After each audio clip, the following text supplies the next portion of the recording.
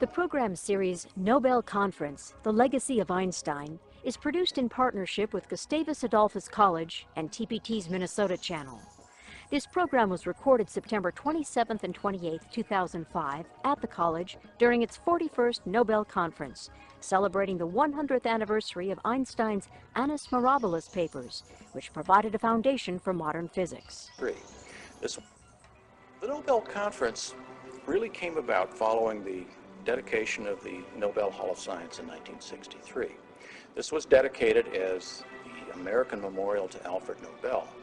And during the course of these ceremonies, I believe it was Ralph Bunche in his closing talk, mentioned that it would be a good idea to have a perpetual living memorial to Alfred Nobel in the form of a conference that would be held every year. We started out as a conference primarily planned by Nobel Prize winners in the natural sciences. So our topics have tended to be gravitating towards the natural sciences. We've remained pretty true to that. And what we've tried to do, and I think what we've been pretty successful at, is we try to bring real science to real people, so to speak. Gustavus is involved in the Nobel Conference because it's a very distinctive opportunity. It's a distinctive opportunity for the college to showcase a lot of what it is for people coming down to campus. That's important to us. It's an important opportunity to showcase science and the relationship between science and religion, and science and theology, which is always woven into the Nobel Conference as well. So there's a relationship here between the sciences and theology, between reason and faith, that we talk about a lot here on this campus. But the conference elevates that to a very high level with the presence of people coming from outside who really add a lot to what we already have here.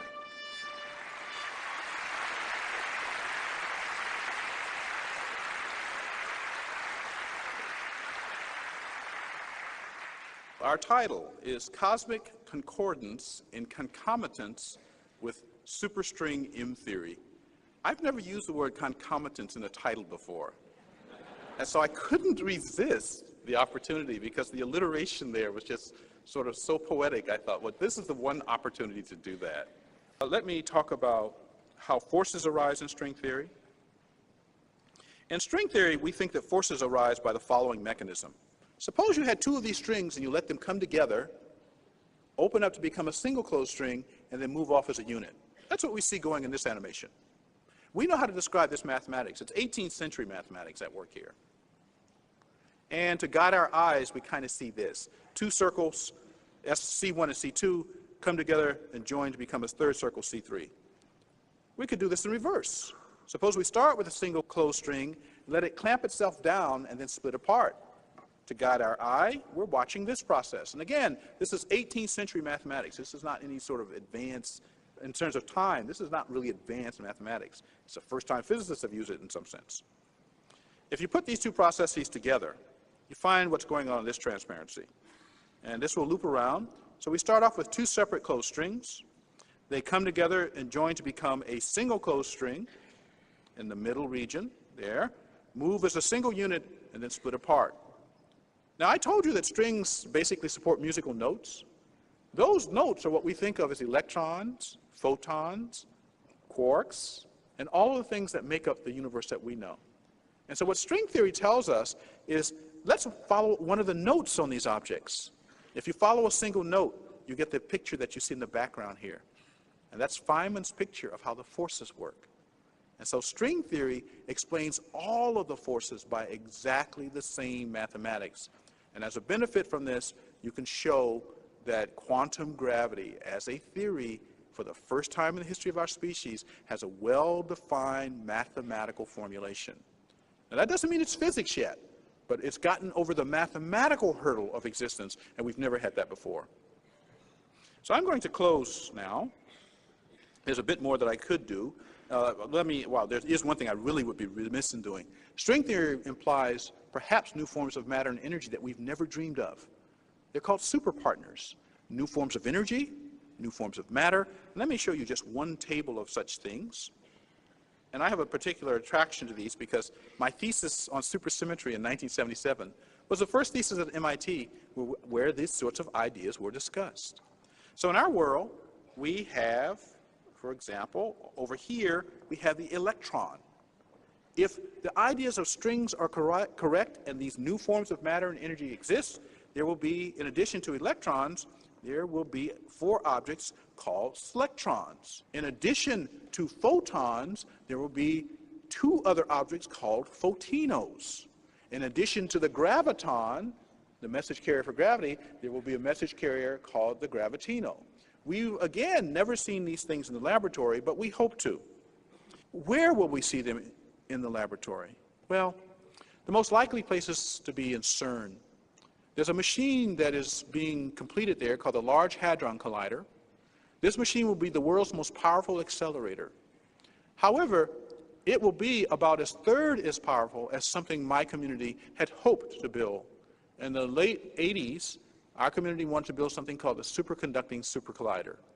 And so we came to you, our supporters, the American public, and we said, can we have a few $1 billion? And you told us no.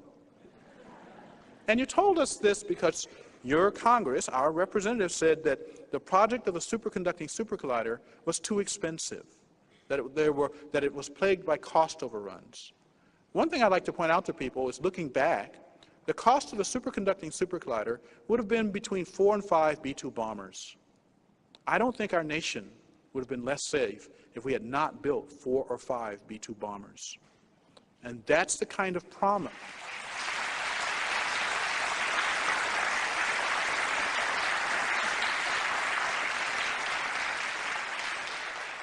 That's the kind of lost scientific promise that occurs when the public does not engage in discussions of how this nation shall advance science.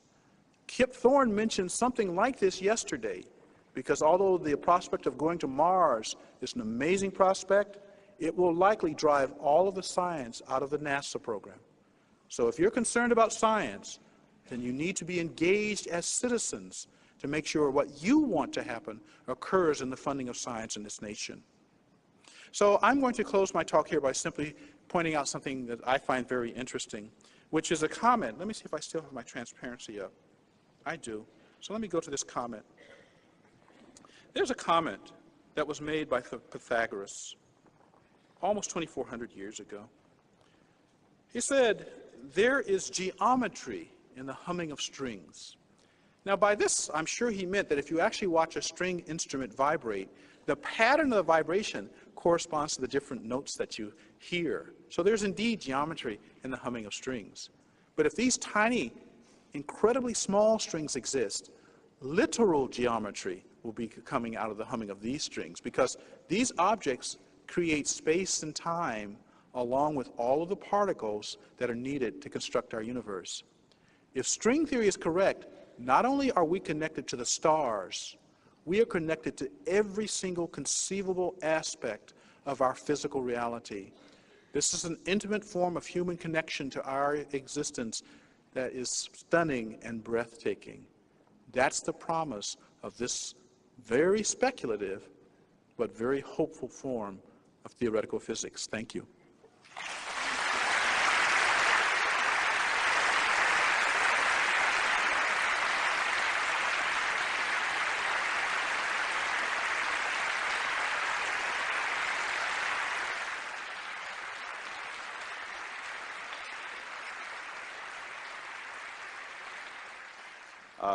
Here's one for the whole group, I think. If Einstein could come back at this time as a person in his prime, what do you think he would say about string theory? I'll let all my colleagues go first.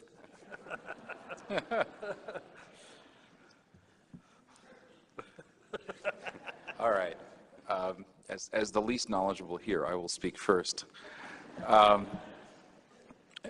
Somebody actually asked me a question like this just in the hall. If Einstein were in his prime and he saw string theory, I mean, I think, first of all, he was a good mathematician. He was a competent mathematician for a physicist, but he wasn't a mathematician at the level that string theory physicists / mathematicians have to work. So I think he would have been an outsider. I think he would have approved of the program. I think he would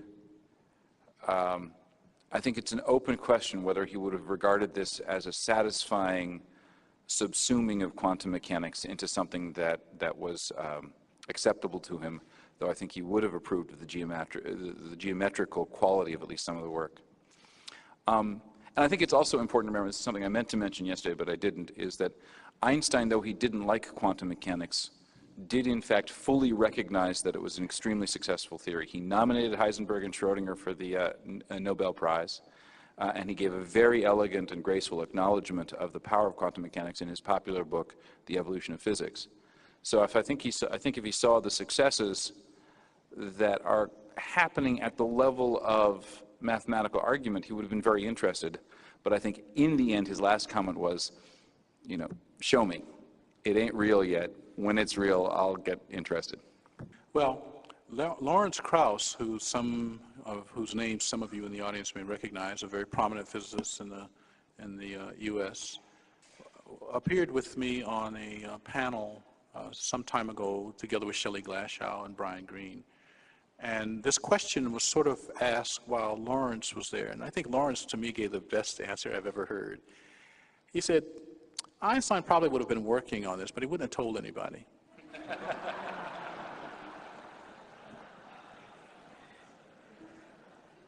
Okay, I've got a couple questions to the audience I'm going to try to put together. One is, how would the superconducting supercollider advance physics? And I'll connect with that. The second question, please expound on your concern for the Mars project. Sure.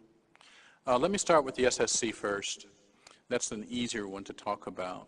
The SSC, the superconducting supercollider, was a device that would have been built in Waxahachie, Texas. It would have been the world's most powerful particle accelerator.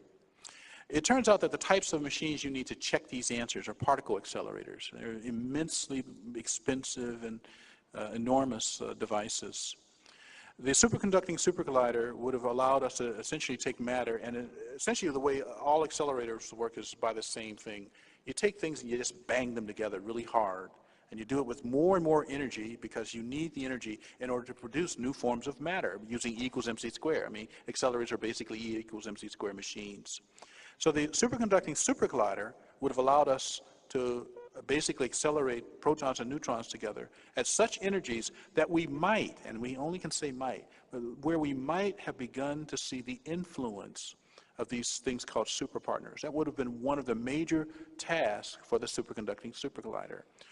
Another major task, which is in the realm of physics as opposed to science fiction, is that we're going to look for something called a Higgs particle. I didn't say very much about the Higgs particle, but it's an enormously important part of modern physics that we verify the existence of this thing, of the Higgs particle. Leon Letterman has called this thing the God particle at some point. It's supposed to be the origin of all mass in the universe, is this one thing called the Higgs particle. And so the SSC would have let Americans lead the charge to this new realm of physics. We chose not to do it. And you can argue about the process and what people believe, but we simply chose not to do it. And the country had, you, the public, have a perfect right to that. I mean, no one in the physics establishment that I know says, gee, you know, they just shouldn't have done that, or they couldn't, they have no right to do that. It's not our attitude. You have a perfect right to do it. Because this kind of science that I'm talking about only exists because the American public pays for it with its tax money. And since you are the people who pay for this, I've always told my colleagues, we owe you a clear explanation of what we're doing, your money. We lost that opportunity. It's gone. This superconducting supercollider is never coming back. I like to tell people it had a stake driven through its heart. So I'm not trying to advocate that we build a superconducting supercollider. We hope that the LHC, the Large Hadron Collider in Geneva, which will be about a third as powerful as the SSC. So it's not even a comparable machine at that point. It's a third as powerful as the SSC would have been. Will, however, be the most powerful collider in existence on the planet. We are hopeful that it has enough energy for us to begin to see these new forms of matter and to settle the existence of the Higgs particle and possibly look for things we've never thought about. So particle physics is struggling now. It needs the support of the public. Why do you even care about these new forms of matter and energy? Well, that's a really easy one to answer. In fact, I think I gave the answer yesterday. J.G. Stoney dreamed of a piece of something smaller than an atom called the electron. This is the early 1800s. We know what electrons are good for now. Whenever our species comes upon the existence of new forms of matter and energy, we make use of them. It ultimately means new technology. That's what we lose. We lose those possibilities for our great-great-great-great-great-great-grandchildren. We put them in a diminished world of diminished possibilities. That's the charge we have when we talk about the stewardship of science.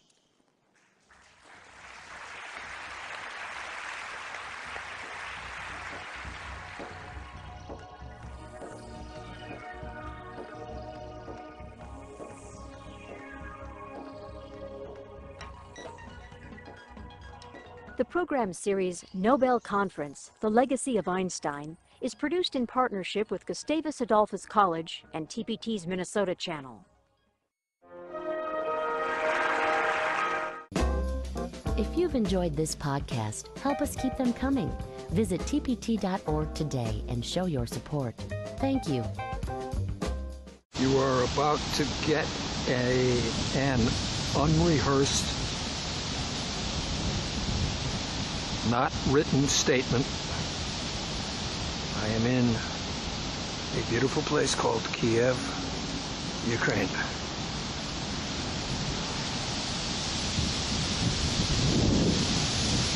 This concerns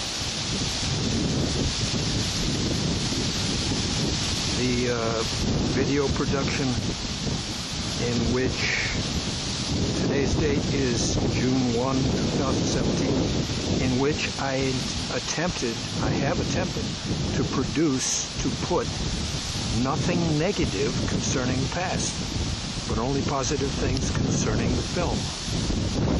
I am presently at the point in the film where we have to take a look at the autobiography of Albert Einstein as I found it. I am the child prodigy, Timothy Victor Career, as I found it in 1966 and 1967. So in order to do that, I have had to introduce Albert Einstein's 1949 autobiography, and first the pages of 1946 on his elementary derivation of E equals mc squared. I was born in the year 1946. On July, I believe, 16, 1945, the first atom bomb was detonated, which was about 6 months before Albert Einstein later wrote his elementary derivation of E equals mc squared. We have to take a look at the video of Brian Greene and Nova WGBH in 2003, and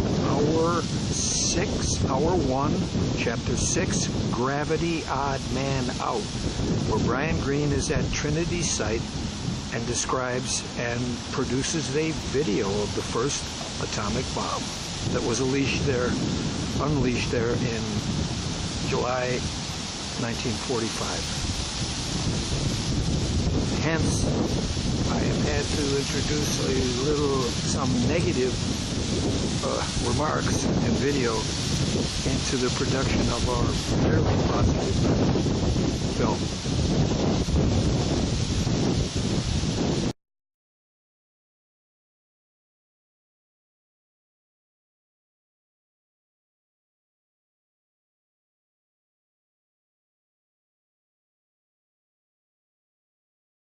In addition, you have to appreciate what you are about to see after this are pages from Albert Einstein's autobiography, which I read in 1966 and 67. In 1967, May, I was dismissed for being prematurely fascinated with the fundamental nature of things. Okay, I was, but we were encouraged to read Albert Einstein's autobiography, strongly encouraged every day.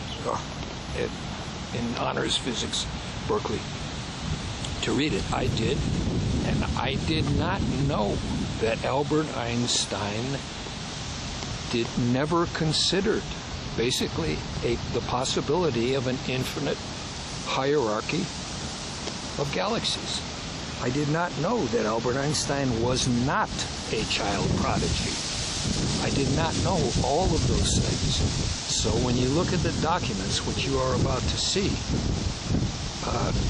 you can imagine how excited I was when finally, in 1968, John Archibald Wheeler, cherished friend and colleague of Albert Einstein, appeared with his book, Einstein's Vision. Keep it in perspective, because this will become a part of the dialogue between Albert Einstein, Hans Albert Einstein, Louis de Broglie, H.J. Tretters, Germany, and the Swede, C.V. Charlier, and the child prodigy. Your child prodigy. This is your film. This is my film. People like Weinberg and Silvestor Gates from Maryland should stay away from what I am doing. Shut the hell up. I would like to use a better trucking word for it.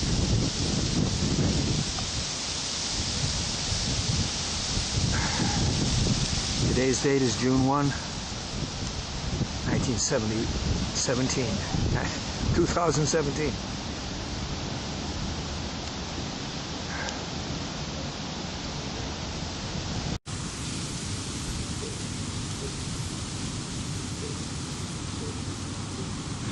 Brings this response is I have looked for 2 days for Nova WEBH, Brian Greene, Elegant Universe. There are 47 videos. 14 of those videos have been deleted. I don't think you can buy them. There is no Gravity, Chapter 1,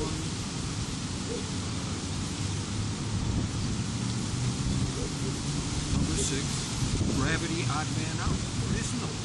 It's gone. They have, once again, they have censored their own people.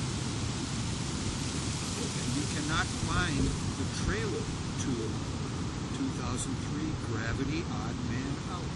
The trailer is 2 minutes 49 seconds long, or 4 minutes 39 seconds long. You will see it now. It does not exist. People everywhere should do their own. Hey, buddy, come here.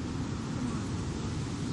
People everywhere should do their own research and find out what Nova WGBH are doing to your.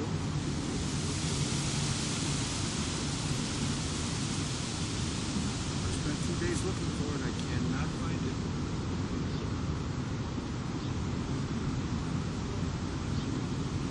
So they have censored themselves as well as on the structure of the field. I'm adding that on the structure of the field with the comment by go to gravity from Einstein from Newton to Einstein. You'll hear Steven Weinberg begin it by saying what a magnificent domain of the phenomena levels. I will add that. That's 9 minutes long. I will add a small portion of it. If Steven Weinberg does not think that on the structure of the field, 1969 and 70 does not exactly unify the universe, the small and the large, he should say so, or he should shut up. What should I say? Glad to be in, right? Because if I said this in America, it would not prove too good. By the 1930s, Einstein's quest for unification was floundering, while quantum mechanics was unlocking the secrets of the atom. scientists found that gravity and electromagnetism are not the only forces ruling the universe. Probing the structure of the atom, they discovered two more forces.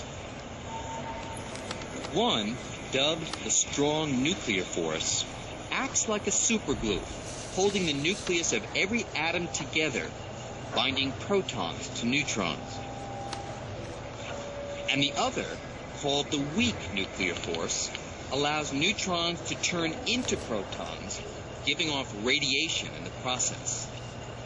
At the quantum level, the force we're most familiar with, gravity, was completely overshadowed by electromagnetism and these two new forces. Now, the strong and weak forces may seem obscure, but in one sense at least, we're all very much aware of their power. At 5:29 on the morning of July 16, 1945, that power was revealed by an act that would change the course of history. In the middle of the desert in New Mexico, at the top of a steel tower, about 100 feet above the top of this monument, the first atomic bomb was detonated. It was only about 5 feet across, but that bomb packed a punch equivalent to about 20,000 tons of TNT.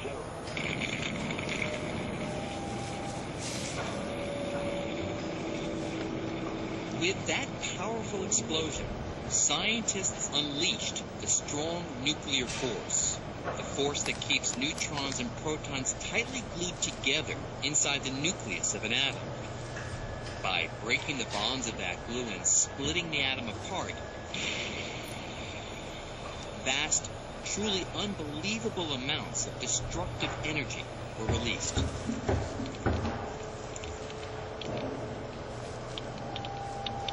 We can still detect remnants of that explosion through the other nuclear force, the weak nuclear force, because it's responsible for radioactivity. And today, more than 50 years later, the radiation levels around here are still about 10 times higher than normal. So, although in comparison to electromagnetism and gravity, the nuclear forces act over very small scales, their impact on everyday life is every bit as profound. But what about gravity? Einstein's general relativity, where does that fit in at the quantum level? Quantum mechanics tells us how all of nature's forces work in the microscopic realm, except for the force of gravity. Absolutely no one could figure out how gravity operates when you get down to the size of atoms and subatomic particles. That is, no one could figure out how to put general relativity and quantum mechanics together into one package. For decades, every attempt to describe the force of gravity in the same language as the other forces, the language of quantum mechanics, has met with disaster. You try to put those two pieces of mathematics together, they do not coexist peacefully. You get answers that the probabilities of the event you're looking at are infinite. Nonsense. It's not profound, it's just nonsense. It's very ironic because it was the first force to actually be understood in some decent quantitative way. But it still remains split off and very different from the other ones. The laws of nature are supposed to apply everywhere. So Einstein's laws are supposed to apply everywhere. And the laws of quantum mechanics are supposed to apply everywhere. Well, you can't have two separate everywheres. Had to be reviewed by a panel of experts. I was completely convinced that when it came back, it was going to say Susskind is the next Einstein, or maybe even the next Newton. And it came back saying, this paper is not very good, probably shouldn't be published. I was truly knocked off my chair. I was depressed, I was unhappy, I was saddened by it. It made me a nervous wreck, and the result was I went home and got drunk. As Susskind drowned his sorrows over the rejection of his far-out idea, it appeared string theory was dead.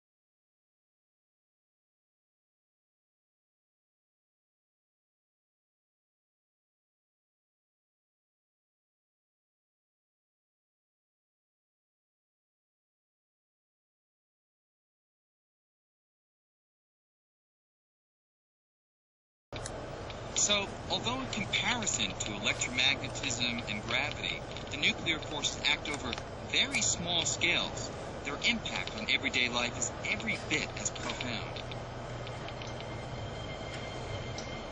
But what about gravity? Einstein's general relativity, where does that fit in at the quantum level? Quantum mechanics tells us how all of nature's forces work in the microscopic realm, except for the force of gravity. Absolutely no one could figure out how gravity operates when you get down to the size of atoms and subatomic particles. That is, no one could figure out how to put general relativity and quantum mechanics together into one package. For decades, every attempt to describe the force of gravity in the same language as the other forces, the language of quantum mechanics, has met with disaster. You try to put those two pieces of mathematics together, they do not coexist peacefully. You get answers that the probabilities of the event you're looking at are infinite. Nonsense. It's not profound, it's just nonsense. It's very ironic because it was the first force to actually be understood in some decent quantitative way. But it still remains split off and very different from the other ones. The laws of nature are supposed to apply everywhere. So Einstein's laws are supposed to apply everywhere. And the laws of quantum mechanics are supposed to apply everywhere. Well, you can't have two separate everywheres.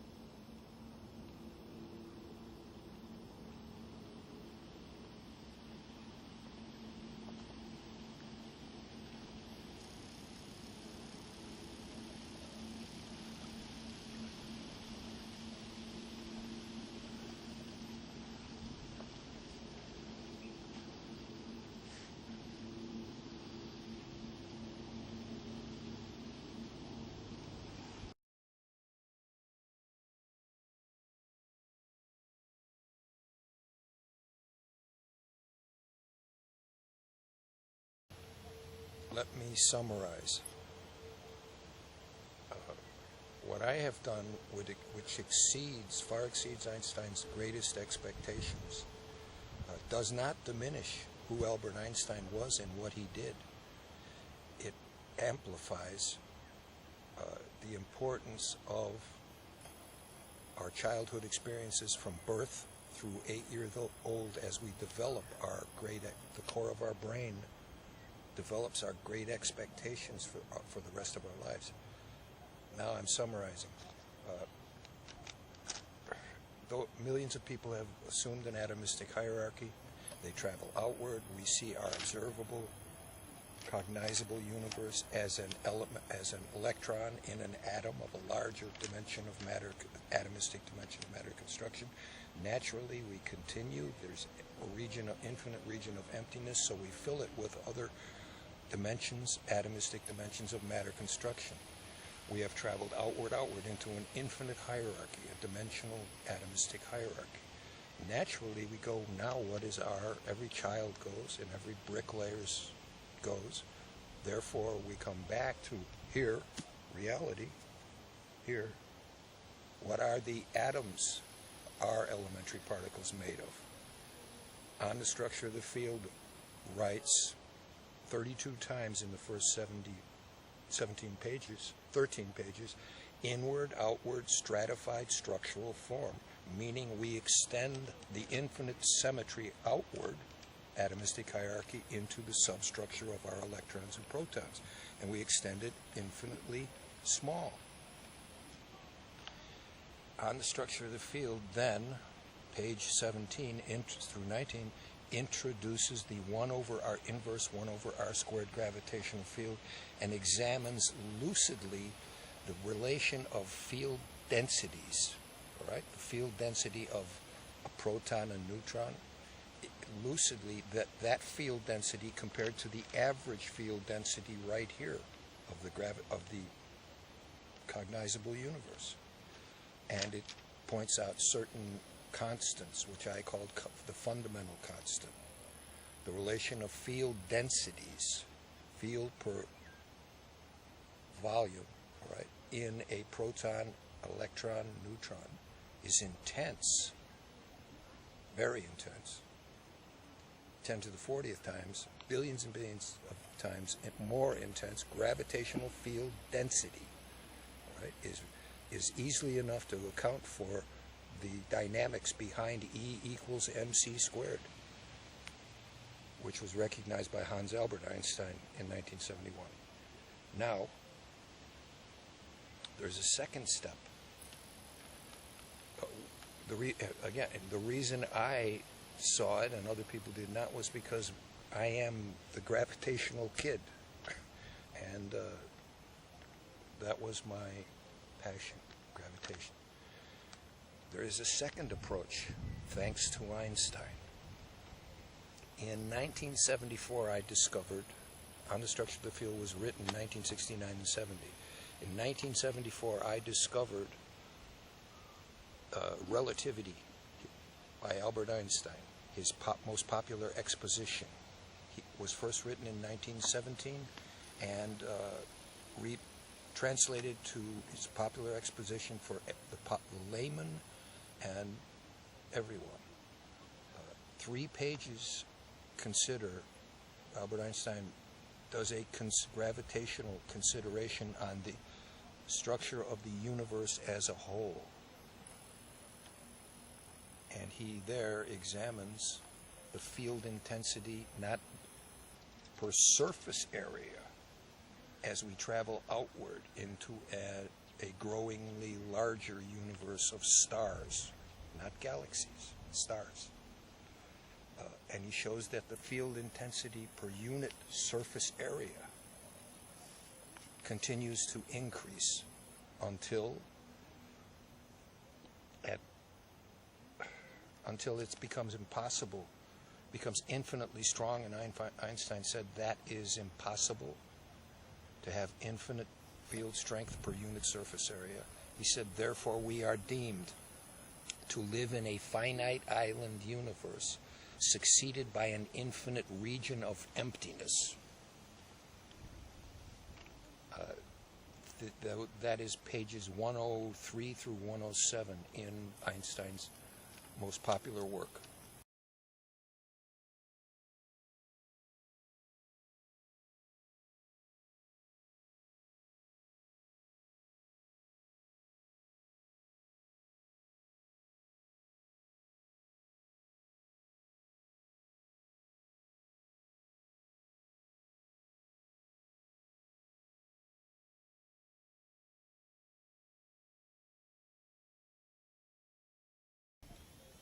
Einstein's consideration on the universe in Relativity, his greatest work for the public. First published 1917, published again, republished 1971, translated to English, first published in German, 1921, translated to English. It has been translated to 8 or 10 or 12 languages, including Chinese. In 1995, it was installed in the Great Minds series with Galileo and Newton. Those 3 pages, 103 through 107, have never been changed. And they are Einstein's consideration on the gravitational consideration on the universe as a whole, as we travel outward into what Einstein saw as a possible uniform distribution of stars. As a child, Einstein never considered the possibility of a hierarchy of galaxies of stars, whereas I grew up in a universe that was a hierarchy of billions of galaxies of stars. So it was easy for me to succeed where Einstein failed. because I was a child prodigy concerning gravitation and electricity and magnetism. Einstein was not, and Einstein grew up from birth through 8 years old in a very finite island universe.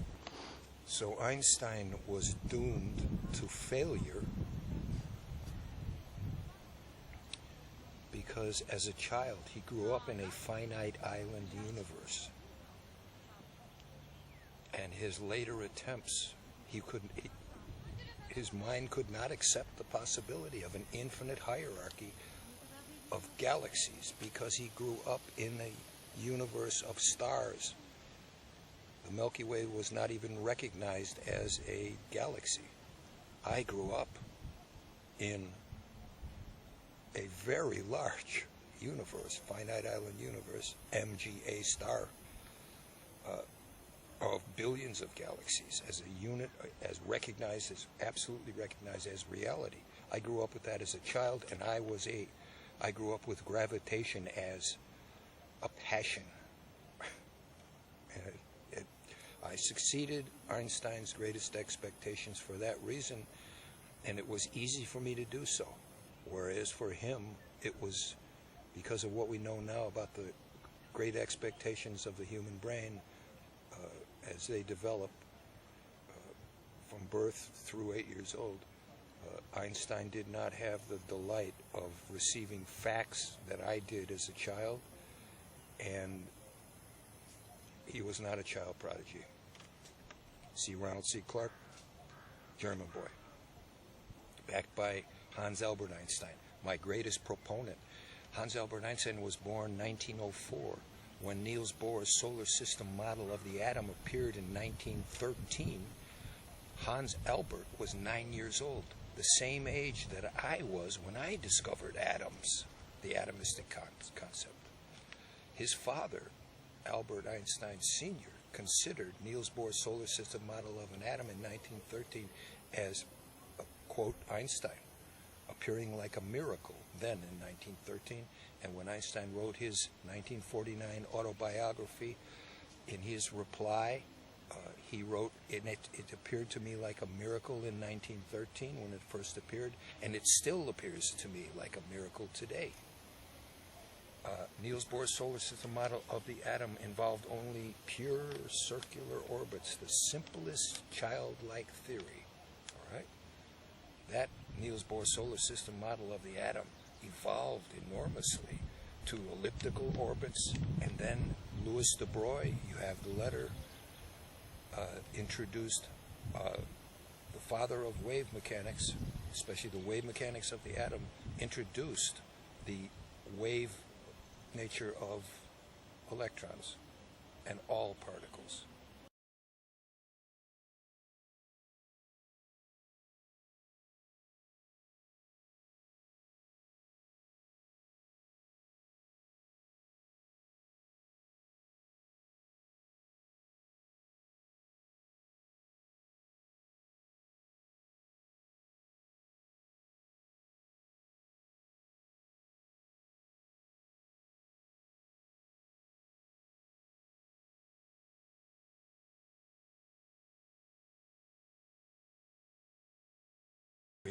We are addressing three defining criteria for the reality of a pure gravitational unified field structure and pure gravitational thinking in hierarchical cosmology. There are three parameters. First is, and children can answer this one easily, do you believe that an infinite hierarchy of galaxies is possible? Given Einstein's relativity, yes, it is infinitely possible. And every child will agree. If you give it a yes, then you want to ask the second question is, does the universal law of gravitation extend infinitely far as, exactly as, capital E-X-A-C-T-L-Y, exactly as 1 over r squared? Exactly. If it does not, or it can be proven here, the universal law of gravitation not to extend as 1 over r squared, then the theory of infinite hierarchical cosmology is infinitely wrong. All right? If you varied the 1 over r squared law by a billionth of a part, all right, if it doesn't go as 1 over r squared, the theory of hierarchical cosmology is infinitely wrong. And we can thank Albert Einstein and his book, Relativity, for that fact. That is the second parameter. It is the 1 over r squared law is the only law which fits with a hierarchical cosmology. The third parameter is, can you find one photon? For example, CERN, the Center for European Research Nuclear, can they find one photon out of billions of photons, all right, that is accelerated in an electric and magnetic field of any strength, all right? If there is one charged photon out of trillions and trillions and trillions of photons, one photon is accelerated in the electric and magnetic field, the theory of hierarchical cosmology and the child's atomistic hierarchy is infinitely wrong. Albert Einstein would be the first to recognize it. In his book Relativity, pages 104 through 107, 103 through 107, you can see that Einstein has no idea why the law of gravitation goes as 1 over r squared. It could just as, he says so himself, it could just as easily go by any other law, including an inverse cube law. All right? Given my preoccupations with gravitation and childhood experiences, we know now that there is only one law, universal law of gravitation, and that it must go as 1 over r squared, which is a magnificent coincidence, isn't it? So, and Albert Einstein and Hans Albert Einstein would agree, and no one will disagree. And the point is, these three parameters we have to have in our film, international two-part film. Children and the parents first have to realize why they and their children are seeing farther than Albert Einstein did. They have to know what Einstein did not know, all right? And we can prove it, and Einstein himself says it. He does not deceive people about what he knows and does not know. He expresses himself eloquently without deception. So we have to, in our two-part film, we have to have a dialogue between child prodigies of all countries, children of all countries, and Albert Einstein, including Louis de Broglie, C.V. Charlier, the Swede. We have to have a dialogue which will be easily understood by everyone. Okay, I discovered the second approach, Einsteinian approach, in his most popular book, Relativity, first published 1917, Considerations on the Universe as a Whole. In 1974, in 1976, I applied to go to, etc., a theoretical physics conference. But from Einstein's Relativity and Consideration on the Universe as a Whole, considering the field intensity as we travel outward, in a hierarchical cosmology which Einstein did not conceive as possible, results what I call structure law 1 hierarchical cosmology. Creer, Einstein, and Dian Cheng, structure law 1. All right? That one page contains, inherent in it, is an infinite set of partial, linear, quadratic, harmonic differential equations describing the harmonic oscillatory nature of everything, including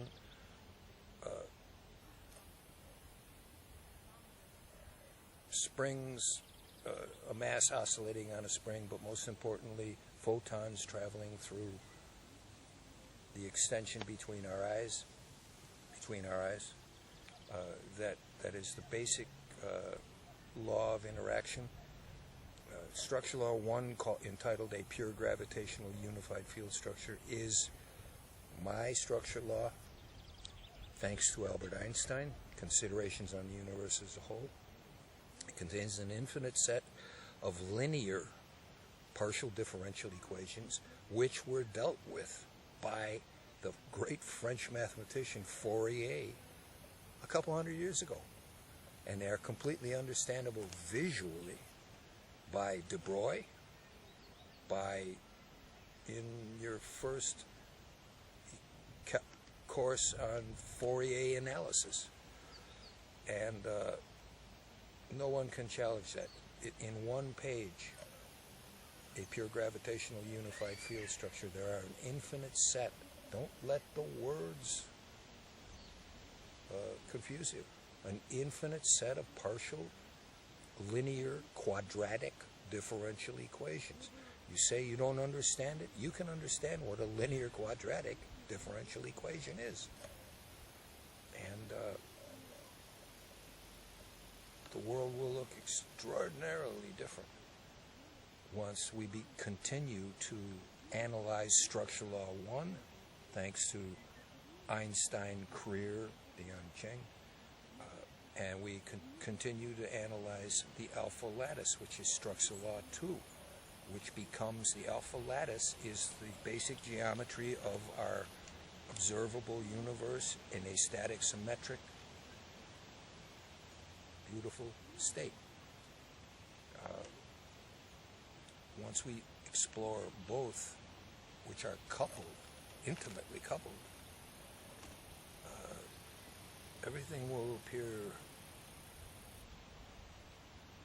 it has already appeared, extremely beautiful, because all of the couplings that are going on, what you see as me, you see me as a matter, right? I am a bunch of atoms with a substructure, which is interacting with your atoms and their substructure, according to Fourier, according to De Broglie, according to Einstein, according to Creer, according to Cheng, according to Hongyoung Chang, according to Jimeng Song of Taiwan. Let's get on with it. Structure law 1, a pure gravitational unified field structure.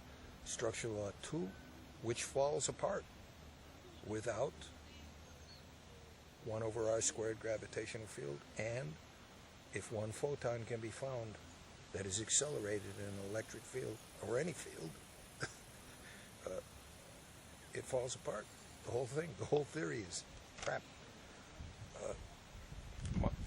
Those 3 parameters are much, much, much stronger than the one parameter, basically, of Einstein's general theory of relativity and gravitation, which is, if I take 2 balls the same size, one weighs 100 pounds and one is a ping pong ball, or one weighs a couple ounces, and drop them, they will fall at exactly the same rate and hit the ground at exactly the same time. That's the criterion Einstein said. He says that is where the strength of my field equations, all right, lies, on the equivalence of inertial and gravitational mass. And that can be understood by children.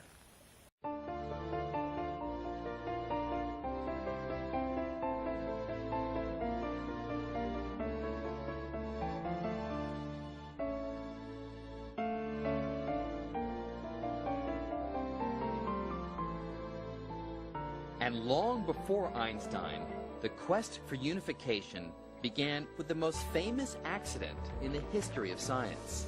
As the story goes, one day in 1665, a young man was sitting under a tree when all of a sudden he saw an apple fall from above. And with the fall of that apple, Isaac Newton revolutionized our picture of the universe. In an audacious proposal for his time, Newton proclaimed that the force pulling apples to the ground and the force keeping the moon in orbit around the Earth were actually one and the same.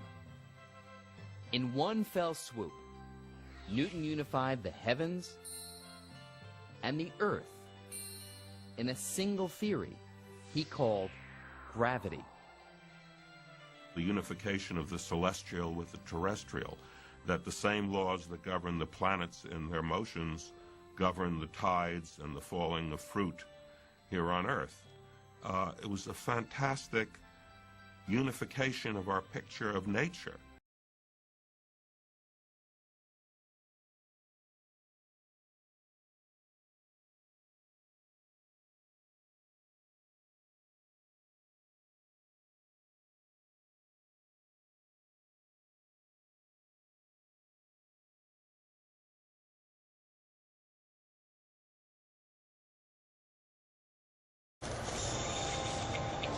By the 1930s, Einstein's quest for unification was floundering, while quantum mechanics was unlocking the secrets of the atom.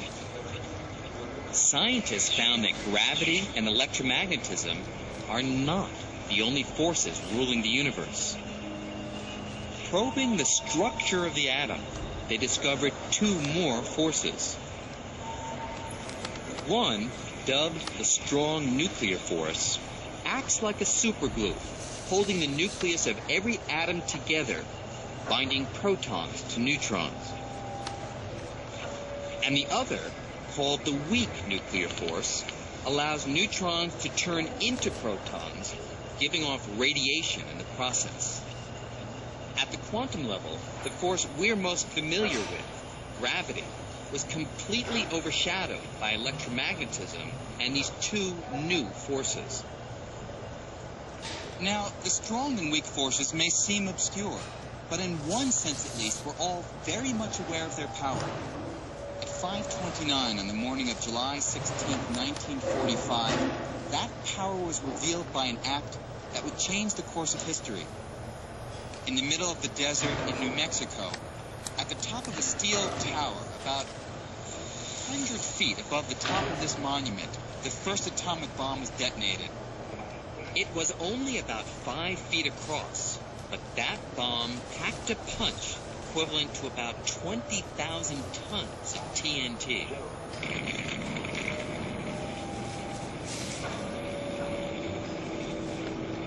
With that powerful explosion, scientists unleashed the strong nuclear force, the force that keeps neutrons and protons tightly glued together inside the nucleus of an atom. By breaking the bonds of that glue and splitting the atom apart, vast, truly unbelievable amounts of destructive energy were released.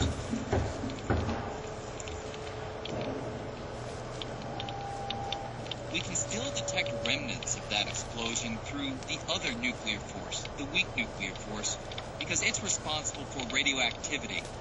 And today, more than 50 years later, the radiation levels around here are still about 10 times higher than normal.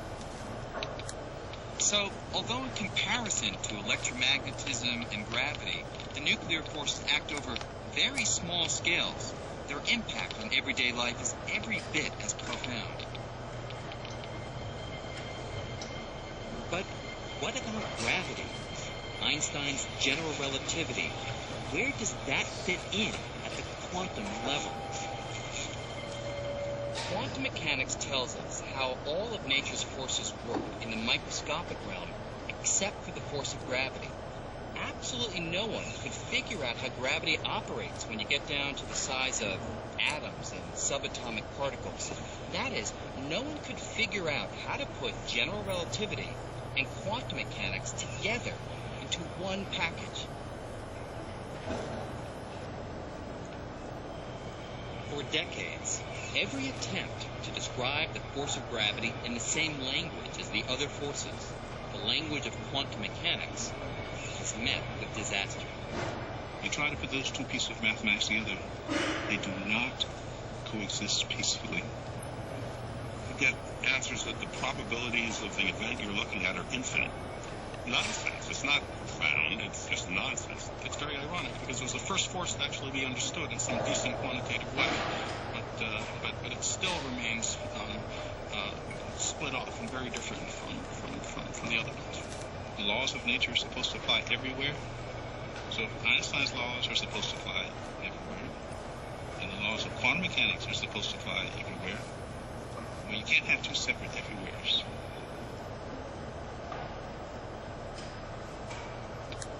So, although in comparison to electromagnetism and gravity, the nuclear forces act over very small scales, their impact on everyday life is every bit as profound.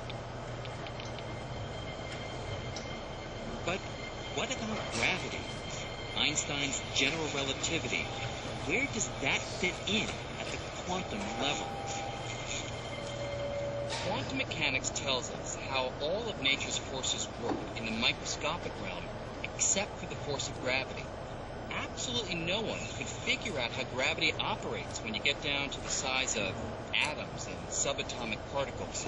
That is, no one could figure out how to put general relativity and quantum mechanics together into one package. For decades, every attempt to describe the force of gravity in the same language as the other forces, the language of quantum mechanics, has met with disaster. You try to put those two pieces of mathematics together, they do not coexist peacefully. You get answers that the probabilities of the event you're looking at are infinite. Nonsense. It's not profound, it's just nonsense. It's very ironic because it was the first force to actually be understood in some decent quantitative way. But it still remains split off and very different from the other ones. The laws of nature are supposed to apply everywhere. So Einstein's laws are supposed to apply everywhere. And the laws of quantum mechanics are supposed to apply everywhere. Well, you can't have two separate everywheres.